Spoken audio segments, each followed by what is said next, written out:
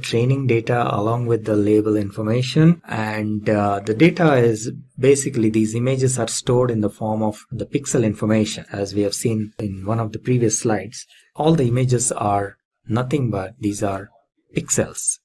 So an image is nothing but an arrangement of pixels, and the value of the pixel, either it is lit up or it is not, or in somewhere in between. That's how the images are stored, and that is how they are fed into the neural network and for training. Once the network is trained, when you provide a new image, it will be able to identify within a certain error, of course. And for this, we will use one of the simpler neural network configurations called softmax. And for simplicity, what we will do is we will flatten these pixels. So instead of taking them in a two-dimensional arrangement, we just flatten them out. So for example, it starts from here. It is a 28 by 28. So there are 784 pixels. So pixel number 1 starts here. It goes all the way up to 28. Then 29 starts here and goes up to 56 and so on. And the pixel number 784 is here.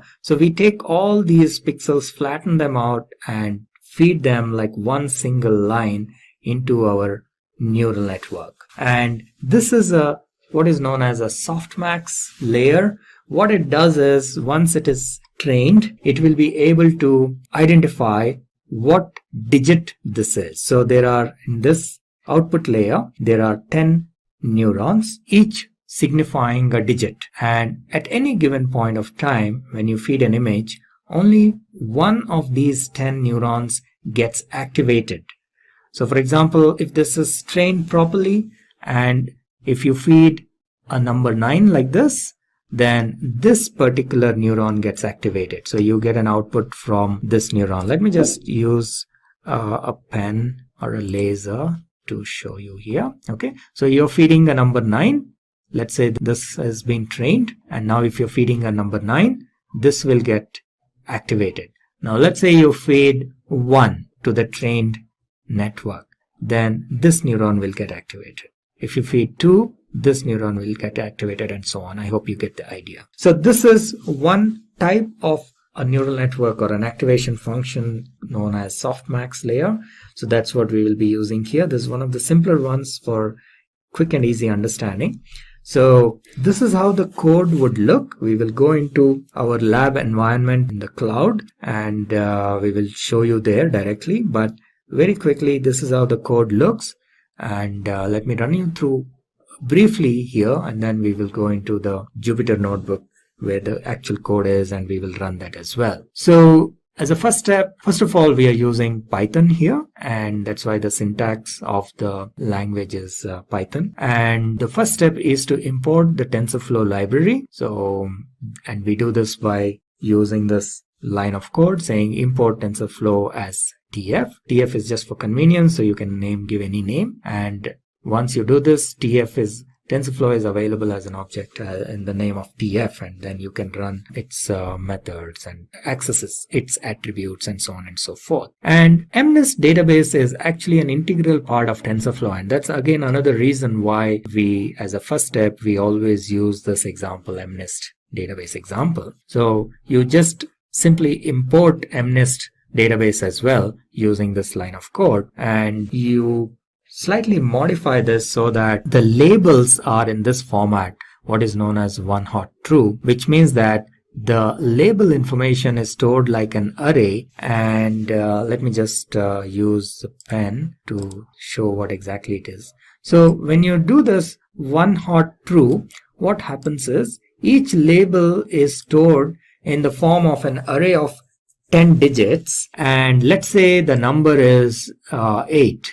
Okay, so in this case, all the remaining values, there will be a bunch of zeros. So this is like array at position 0, this is at position 1, position 2, and so on and so forth. Let's say this is position 7, then this is position 8. That will be 1 because our input is 8. And again, position 9 will be 0. Okay, so one hot encoding, this one hot encoding true will kind of load the data in such a way that the labels are in such a way that only one of the digits has a value of 1, and that indicates. So based on which digit is 1, we know what is the label. So in this case, the 8th position is 1, therefore we know this sample data, the value is 8. Similarly, if you have a 2 here, let's say, then the labeled information will be somewhat like this. So you have your labels. So you have this as 0, the 0th position.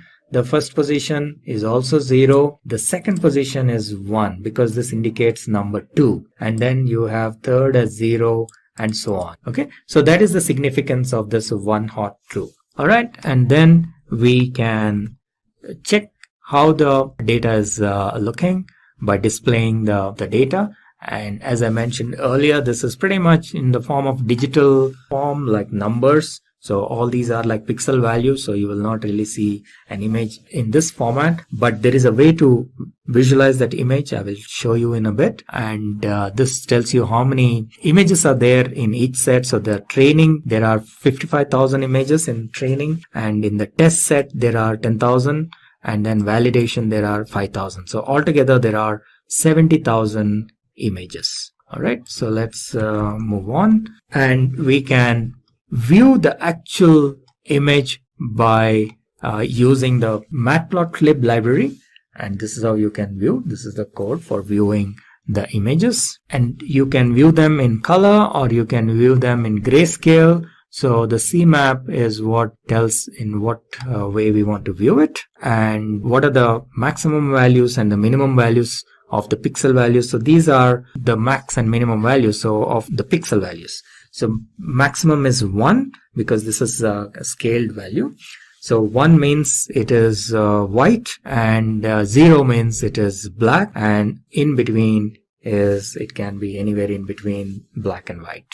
And the way to train the model, there is a certain way in which you write your TensorFlow code. And the first step is to create some placeholders, and then you create a model. In this case, we will use the softmax model, one of the simplest ones. And placeholders are primarily to get the data from outside into the neural network. So this is a very common mechanism that is used. And then, of course, you will have variables, which are your, remember, these are your weights and biases. So for, in our case, there are 10 neurons, and each neuron actually has 784 because each neuron takes all the inputs. If we go back to our slide here, actually every neuron takes all the 784 inputs. Right? This is the first neuron. It receives all the 784. This is the second neuron. This also receives all the 780. So each of these inputs needs to be multiplied with a weight. And that's what we are talking about here. So this is a matrix of 784 values for each of the neurons. And so it is like a 10 by 784 matrix because there are 10 neurons. And similarly, there are biases. Now remember, I mentioned biases only 1 per neuron. So it is not 1 per input, unlike the weights. So therefore, there are only 10 biases because there are only 10 neurons in this case. So that is what we are creating a variable for biases. So this is something little new in TensorFlow. You will see, unlike our regular programming languages where everything is a variable, here the variables can be of 3 different types. You have placeholders, which are primarily used for feeding data. You have variables, which can change during the course of computation. And then a third type, which is not shown here, are constants. So these are like fixed numbers. All right. So in a regular programming language, you may have everything as variables or at the most variables and constants. But in TensorFlow, you have 3 different types: placeholders, variables, and constants. And then you create what is known as a graph. So TensorFlow programming consists of graphs and tensors, as I mentioned earlier. So this can be considered ultimately as a tensor. And then the graph tells how to execute the whole implementation, so that the execution is stored in the form of a graph. And in this case, what we are doing is we are doing a multiplication. TF, you remember this TF was created as a TensorFlow object here. One more level, one more. So TF is available here. Now TensorFlow has what is known as a matrix multiplication or matmul function. So that is what is being used here in this case. So we are using the matrix multiplication of TensorFlow so that you multiply your input values x with w, right? This is what we were doing, xw plus b. You're just adding b, and this is in very similar to one of the earlier slides where we saw sigma xi wi. So that's what we are doing here.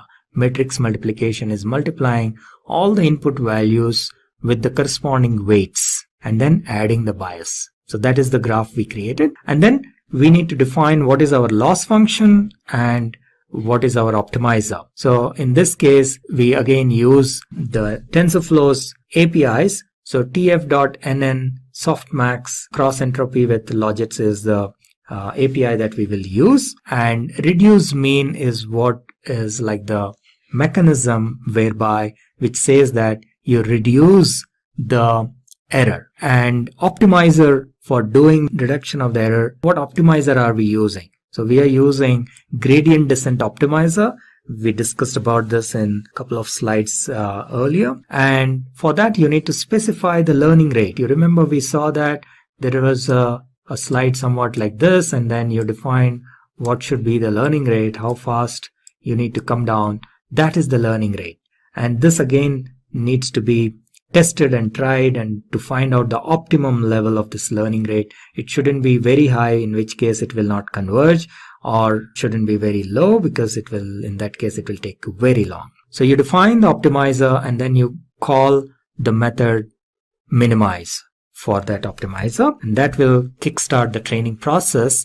And so far we've been creating the graph, and in order to actually execute that graph, we create what is known as a session, and then we run that session. And once the training is completed, we specify how many times, how many iterations we want it to run. So for example, in this case, we are saying 1000 steps. So that is a exit strategy in a way. So you specify the exit condition. So a training will run for 1000 iterations. And once that is done, we can then evaluate the model using some of the techniques shown here. So let us get into the code quickly and see how it works. So this is our cloud environment. Now you can install TensorFlow on your local machine as well. I'm showing this demo on our existing cloud, but you can also install TensorFlow on your local machine, and there is a separate video on how to set up your TensorFlow environment. You can watch that if you want to install your local environment. Or you can go for any cloud service, like for example Google Cloud, Amazon, or Cloud Labs. Any of these you can use and run and try the code. Okay, so it has got started. We will log in. Alright, so this is our deep learning tutorial code, and this is our TensorFlow environment. And so let's get started. We have seen a little bit of a code walkthrough in the slides as well. Now you will see the actual code in action. So the first thing we need to do is import TensorFlow, and then we will import the data, and we need to adjust the data in such a way that the one hot encoding is set to true, one hot encoding, right? As I explained earlier. So in this case, the label values will be shown appropriately. And if we just check what is the type of the data, so you can see that this is a data sets, Python data sets. And if we check the number of images, the way it looks, this is how it looks. It is an array of type float 32. Similarly, the number, if you want to see what is the number of training images, there are 55,000, then there are test images 10,000, and then validation images 5,000. Now let's take a quick look at the data itself, visualization. So we will use matplotlib for this. And if we take a look at the shape, now shape gives us like the dimension of the tensors or the arrays, if you will. So in this case, the training data set, if we see the size of the training data set using the method shape, it says there are 55,000 and 55,000 by 784. So remember, the 784 is nothing but the 28 by 28 28 into 28. So that is equal to 784. So that's what it is showing. Now we can take just one image and just see what is the first image and see what is the shape. So again, size, obviously it is only 784. Similarly, you can look at the image itself, the data of the first image itself. So this is how it shows. So large part of it will probably be zeros, because as you can imagine, in the image only certain areas are written, rest is blank. So that's why you will mostly see zeros, either it is black or white. But then there are these values are, so the values are actually, they are scaled, so their values are between 0 and 1. Okay, so this is what you're seeing. So certain locations there are some values, and then other locations there are zeros. So that is how the data is stored and loaded. If we want to actually see what is the value of the handwritten image, if you want to view it, this is how you view it. So you create, like, do this reshape, and Matplotlib has this feature to show you these images. So we will actually use the function called imshow, and then if you pass this parameters appropriately, you will be able to see the different images. Now I can change the values in this position, so which image we are looking at, right? So we can say, if I want to see what is there in maybe 5000, right? So 5000 has 3. Similarly, you can just say 5. What is in 5? 5 has 8. What is in 50? Again 8. So basically, by the way, if you're wondering how I'm executing this code, Shift Enter, in case you're not familiar with Jupyter Notebooks, Shift Enter is how you execute each cell, individual cell. And if you want to execute the entire program, you can go here and say run all. So that is how this code gets executed. And here again, we can check what is the maximum value and what is the minimum value of this pixel values. As I mentioned, it is scaled, so therefore it is between, the values lie between 1 and 0. Now this is where we create our model. The first thing is to create the required placeholders and variables, and that's what we are doing here, as we have seen in the slides. So we create one placeholder and we create 2 variables, which is for the weights and biases. These 2 variables are actually matrices. So each variable has 784 by 10 actual values. Okay, so one for this 10 is for each neuron. There are 10 neurons, and 784 is for the pixel values inputs that are given, which is 28 into 28. And the biases, as I mentioned, one for each neuron, so there will be 10 biases. They are stored in a variable by the name B. And this is the graph, which is basically the multiplication of these matrix multiplication of X into W, and then the bias is added for each of the neurons. And the whole idea is to minimize the error. So let me just execute. I think this code is executed. Then we define what is the Y value is basically the label value. So this is another placeholder. We had X as one placeholder and Y underscore true as a second placeholder, and this will have values in the form of 10 digit arrays. And since we said one hot encoded, the position which has a 1 value indicates what is the label for that particular number. All right, then we have cross entropy, which is nothing but the loss function, and we have the optimizer. We have chosen gradient descent as our optimizer. Then the training process itself. So the training process is nothing but to minimize the cross entropy, which is again nothing but the loss function. So we define all of this in the form of a graph. So up to here, remember what we have done is we have not exactly executed any TensorFlow code till now. We are just preparing the graph, the execution plan. That's how the TensorFlow code works. So the whole structure and format of this code will be completely different from how we normally do programming. So even with people with programming experience may find this a little difficult to understand it, and it needs quite a bit of practice. So you may want to view this video also maybe a couple of times to understand this flow, because the way TensorFlow programming is done is slightly different from the normal programming. Some of you who, let's say, have done maybe Spark programming to some extent will be able to easily understand this.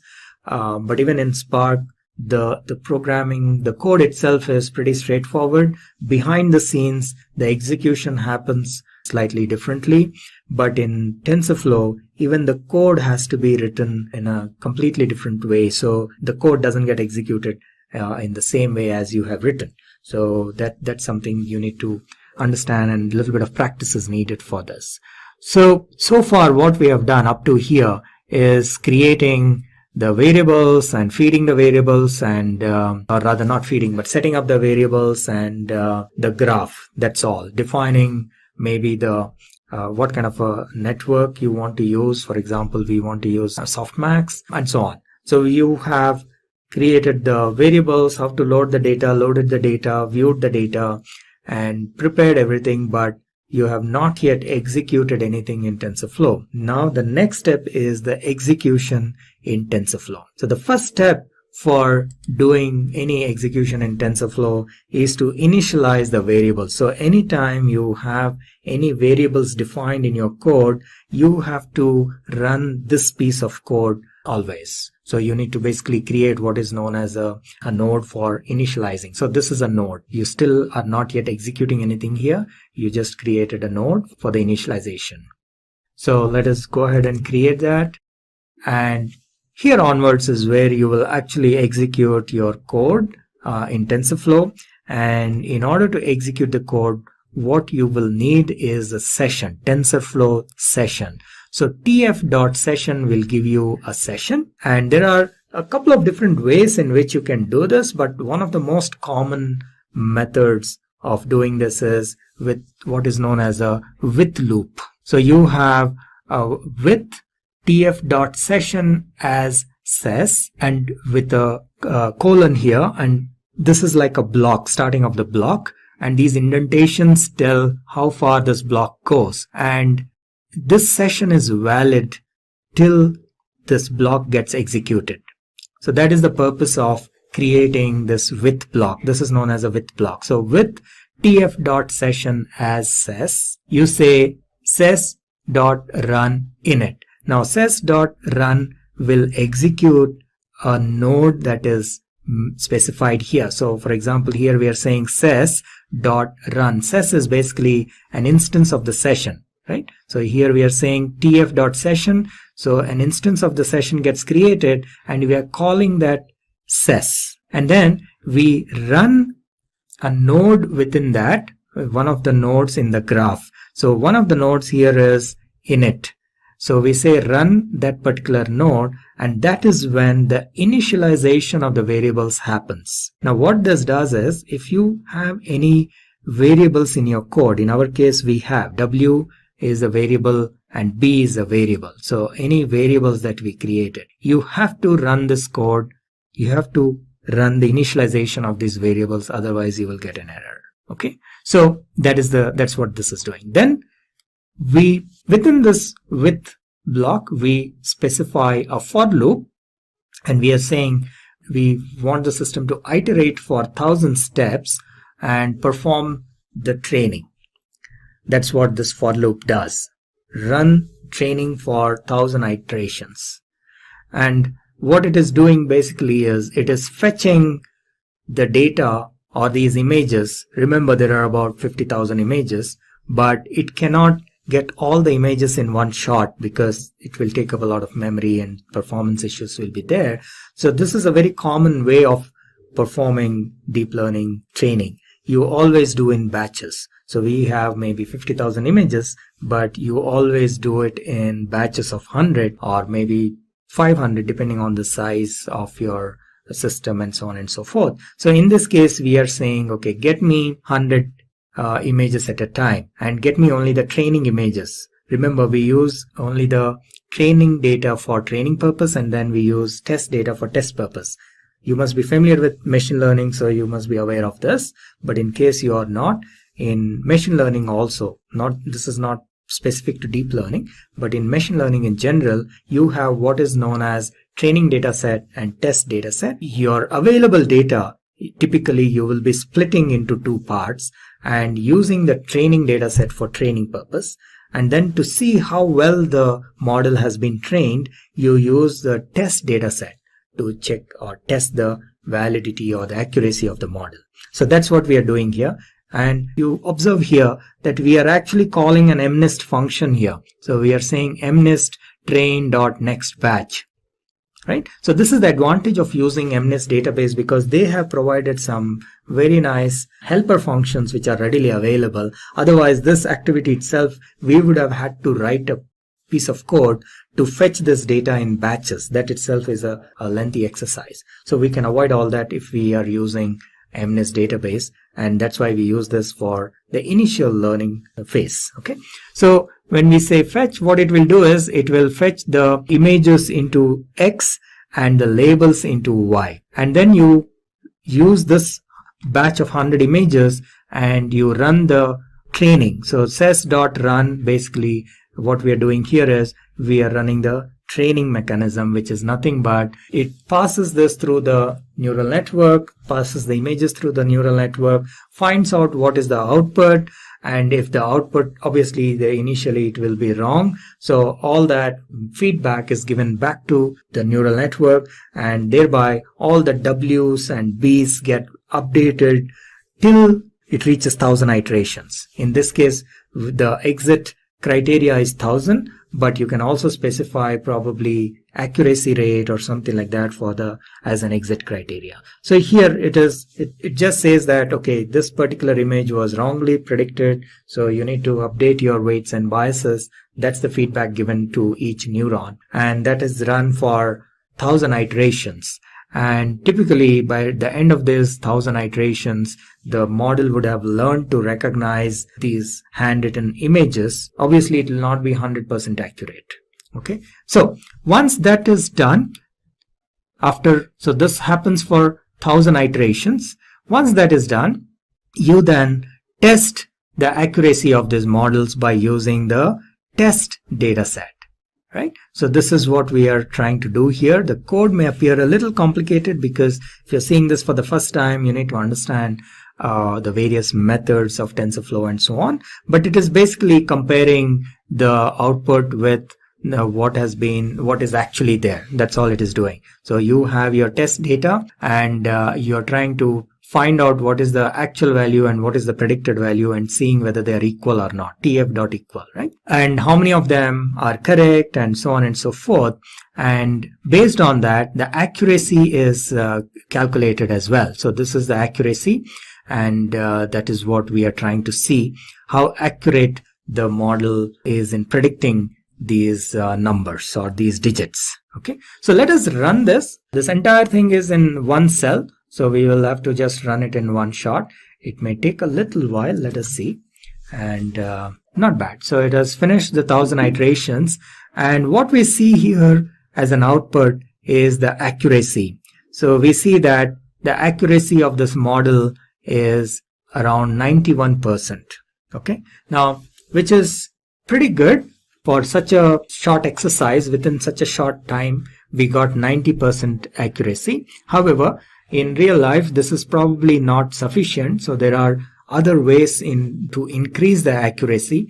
We will see probably in some of the later tutorials how to improve this accuracy, how to change maybe the hyperparameters like number of neurons or number of layers and so on and so forth, and so that this accuracy can be increased beyond 90%.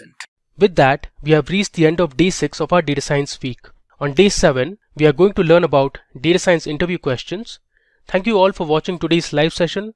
See you tomorrow. Thanks again and keep learning.